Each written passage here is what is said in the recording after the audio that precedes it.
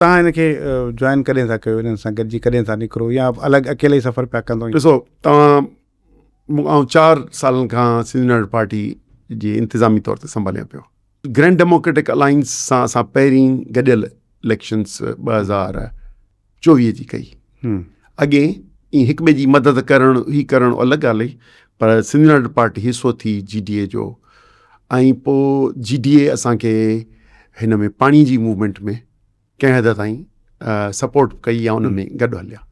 उन करे हर पार्टी पंहिंजे वाधारे लाइ कमु कंदी आहे। हींअर फंक्शनल लीग पंहिंजे वाधारे लाइ कमु करे थी, उन्हनि खे कुझु माण्हुनि जॉइन कयो आहे, ऐं एज़ अ अलाइंस जेकर हू ताक़तवर था थियनि, असीं सम्झूं पिया त अपोज़िशन ताक़तवर थी थिए त सम्झो असीं ताक़तवर था थियूं, पर असांजा नज़रियात मुख़्तलिफ़ आहिनि, असांजी सोच मुख़्तलिफ़ आहे।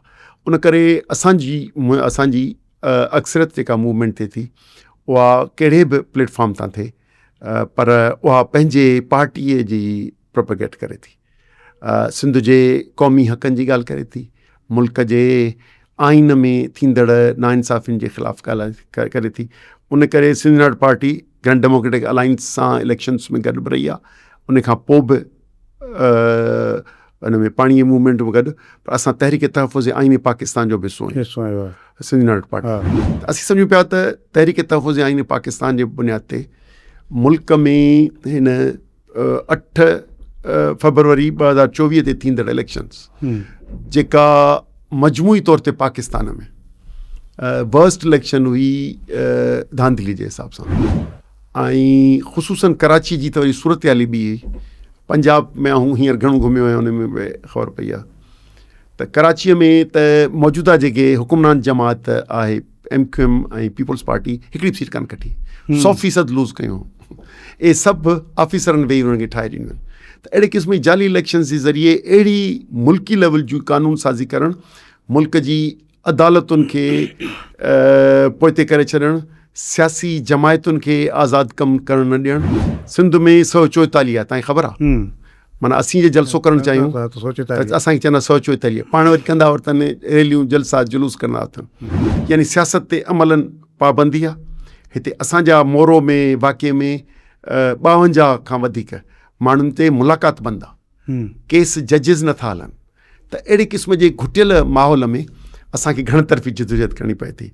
त मुल्की मामलनि ते TTAP सां गॾु, तहरीक तहफ़ुज़ आइन पाकिस्तान सां गॾु असां मुल्क जे माण्हुनि खे गॾु करे ऐं मौजूदा जाली इलेक्शनी निज़ाम ऐं आइन में थींदड़ नाजाइज़ अमेंडमेंट इन असेंबली जाली असेंबली जे ज़रिए इन्हनि जे ख़ात्मो सियासी आज़ादी लाइ हिकिड़ो प्लेटफॉर्म था करियूं। सिंध एक्शन कमेटी जे प्लेटफॉर्म तां असीं सिंध जे मामलनि ते अलर्ट आहियूं, हर वक़्तु उन लाइ रहूं था त जीअं सिंध जे मामलनि में थींदड़ जेको पाकिस्तान पीपल्स पार्टी जी हुकुमरान जमात जेका सिंध जो सौदो करे पई वञे, ज़मीनुनि जो, पाणीअ जो, सामूंडी पट्टीअ जो, मादनियात जो, त उन्हनि शयुनि खे माण्हुनि जे अॻियां एक्सपोज़ करियूं, उहो कंदा था रहूं। ईअं ग्रैंड डेमोक्रेटिक अलाइंस जे प्लेटफॉर्म तां बि जेकॾहिं इलेक्शन्स थियूं या को नेशनल इशू ते को गॾियल थियो त कंदासूं, बाक़ी हिन वक़्त ते असांजी तरजीह सिंध यूनाइटेड पार्टी जी पंहिंजी तंज़ीम ऐं ईंदड़ लोकल बॉडीज़ उहे टारगेट्स आहिनि। उन में माना इहो थी सघे थो तव्हां अकेले पंहिंजी पार्टी जी बुनियाद ते विड़ो GDA सां गॾिजी या उनजी इतिहाद जो हिसो थी करे न वेड़ो, सीट एडजस्टमेंट थी सघे थी, माना ईअं था चओ था? ॾिसो, बल्दियाती इलेक्शन्स जेके आहिनि 2022 में थियूं, सिंध यूनाइटेड पार्टी अकेले सर वड़ियूं, पर 2024 जी जनरल इलेक्शन्स जेका आहे सा असां GDA सां गॾिजी वड़ी।